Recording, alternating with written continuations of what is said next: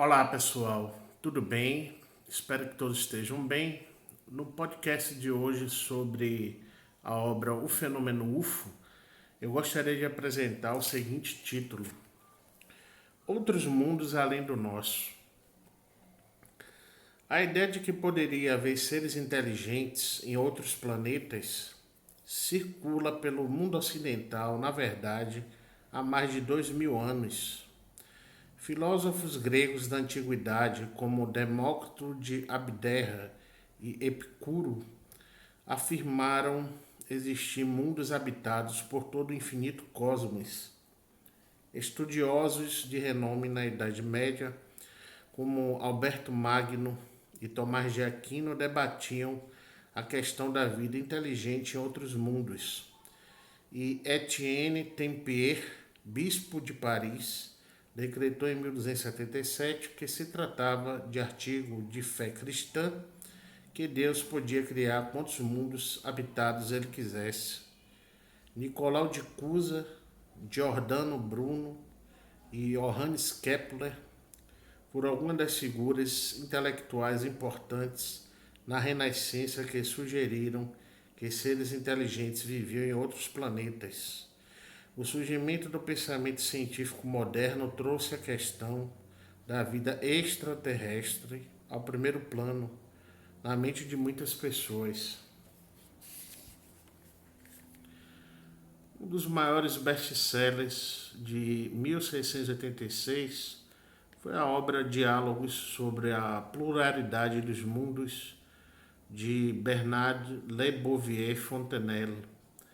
6 encantadores diálogos entre um filósofo e um nobre, que apresentam argumentos convincentes para a existência de vida inteligente em outros mundos.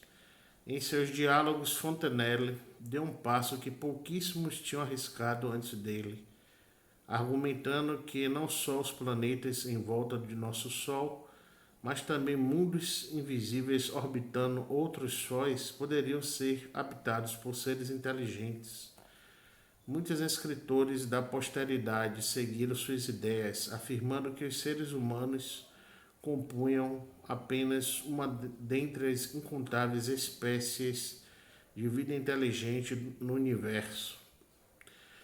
Esse tipo de pensamento era especialmente popular na América, onde o famoso clérigo puritano Cotton Mather foi um dos muitos intelectuais que defendia que o universo continha inúmeros outros mundos habitados.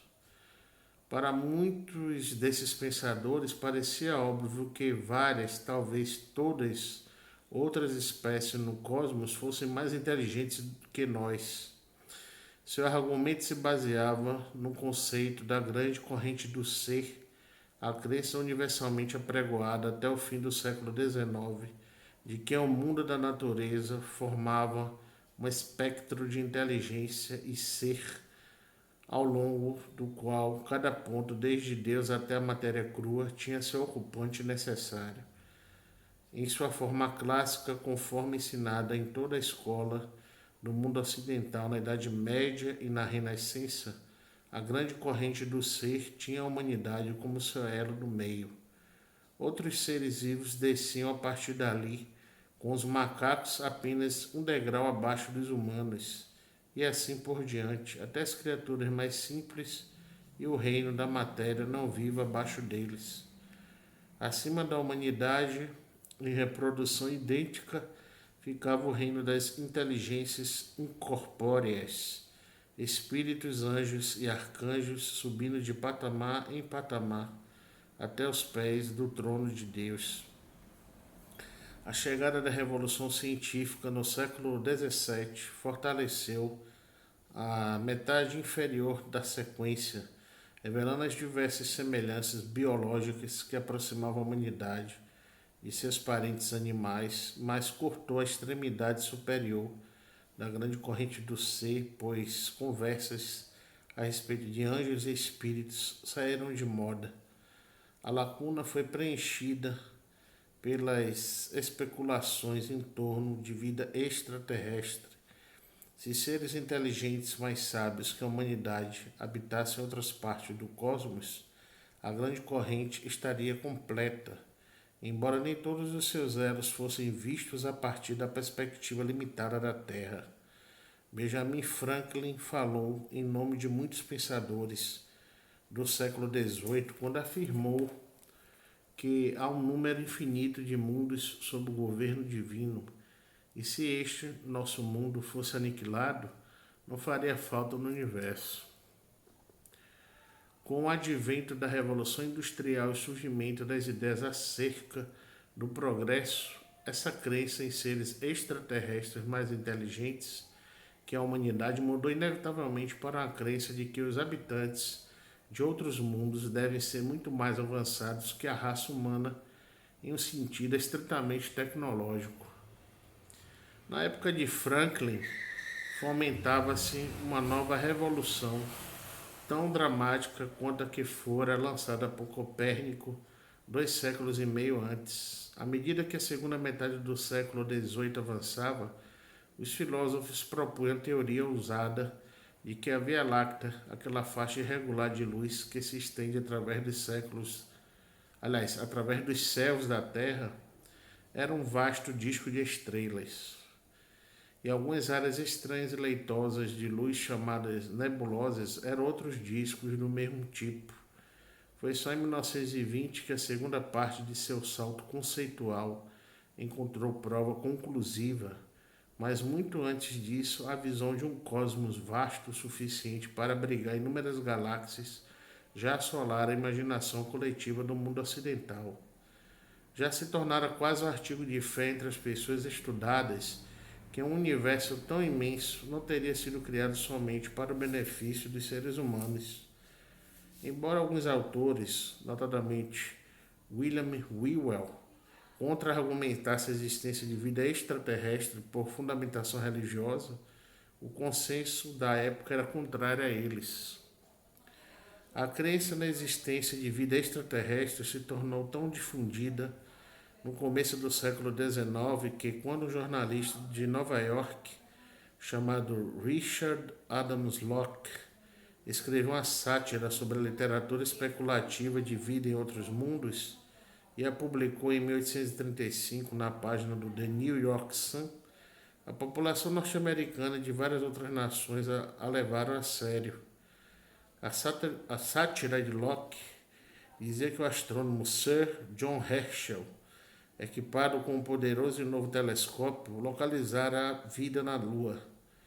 Os satélites da Terra, anunciaram o astrônomo quase sem fôlego, era habitado por castores gigantes e sem rabo, que viviam em cabanas, e por humanoides com asas de morcego, cobertos de pelos cor de cobre.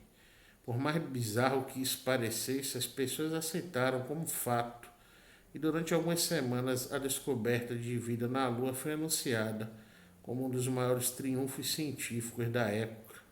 Só quando Locke revelou que tinha inventado tudo foi que a mentira lunar perdeu credibilidade científica. A ideia de que seres de outros mundos podiam viajar pelo cosmos também teve seu papel nessas antigas discussões em torno de um universo habitado. A maior parte das especulações a respeito do voo espacial, incluindo a mais antiga, 2 viagens fictícias à Lua escritas pelo filósofo grego Luciano de Samosata, enfocava a viagem entre a Terra e outros planetas e satélites em nosso sistema solar. Um dos filósofos que introduziu a ideia das galáxias, Johann Heinrich Lambert, foi também um dos primeiros a ir mais longe, propondo em 1761 que seres alienígenas eram capazes de se locomover de um sistema estelar para outro viajando em cometas.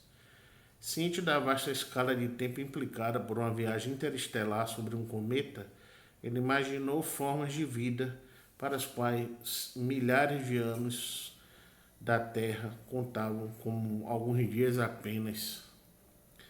Passou-se mais de um século e meio com a evolução da fé no progresso tecnológico tão intensa como qualquer religião, além do surgimento do gênero literário ficção científica, até alguém seguir os passos imaginativos de Lambert e e visualizar jornadas através dos espaços entre as estrelas.